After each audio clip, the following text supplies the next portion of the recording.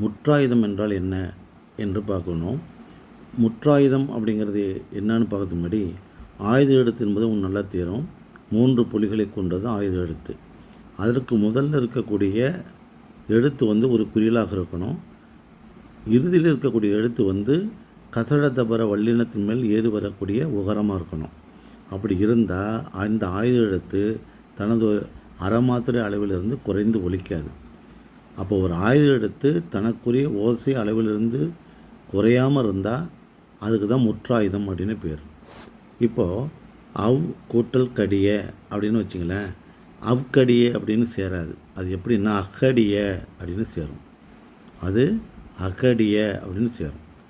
ஆ கூட்டல் கான் அகான் அப்படின்னு சேராது, அஹான் அப்படின்னு சேரும்.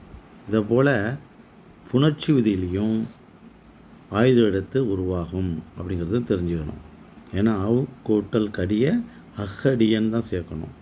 ஆ கூட்டல் கான் அகான் அப்படி தான் சேர்க்கணும்.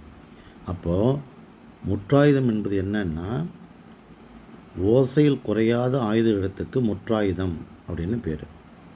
அது ஒரு 6. ஏன்னா வல்லினத்து கசடதபுர வல்லினத்தின் மேல் ஏறுவது உகரத்தோடு வருதுனால அது ஒரு 6.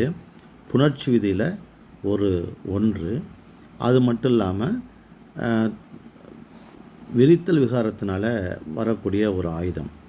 மொத்தம் முற்றாயுதம் 8 வகை இருக்குது அப்படின்னு நீங்கள் தெரிஞ்சுக்கணும்.